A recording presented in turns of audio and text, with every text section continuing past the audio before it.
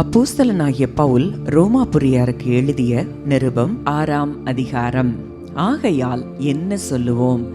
கிருபை பெருகும்படிக்கு பாவத்திலே நிலை நிற்கலாம் என்று சொல்லுவோமா? கூடாதே. பாவத்துக்கு மரித்த நாம் இனி அதிலே எப்படி பிழைப்போம்?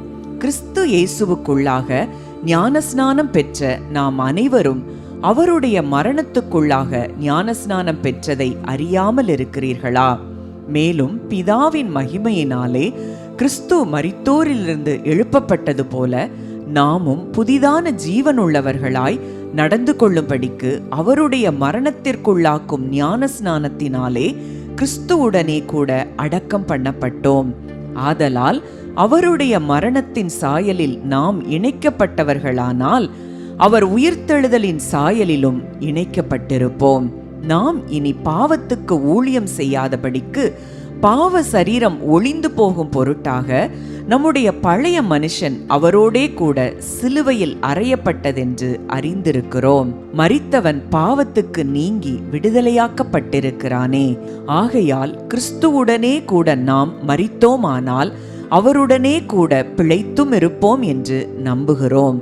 மரித்தோரிலிருந்து எழுந்த கிறிஸ்து இனி மரிப்பதில்லை என்று அறிந்திருக்கிறோம். மரணம் இனி அவரை ஆண்டு கொள்ளுவதில்லை.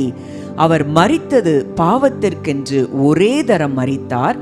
அவர் பிழைத்திருக்கிறது தேவனுக்கென்று பிழைத்திருக்கிறார். அப்படியே நீங்களும் உங்களை பாவத்திற்கு மரித்தவர்களாகவும் நம்முடைய கர்த்தராகிய இயேசு கிறிஸ்துவுக்குள் தேவனுக்கென்று பிழைத்திருக்கிறவர்களாகவும் எண்ணிக்கொள்ளுங்கள். ஆகையால் நீங்கள் சரீர இச்சைகளின்படி பாவத்திற்கு கீழ்ப்படியத்தக்கதாக சாவுக்கேதுவான உங்கள் சரீரத்தில் பாவம் ஆளாதிருப்பதாக.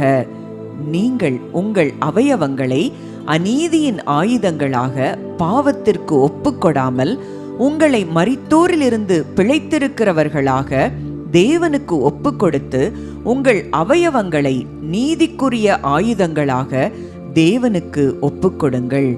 நீங்கள் நியாயப்பிரமாணத்திற்கு கீழ்ப்பட்டிராமல் கிருபைக்கு கீழ்ப்பட்டிருக்கிறபடியால் பாவம் உங்களை மேற்கொள்ள மாட்டாது. இதனால் என்ன?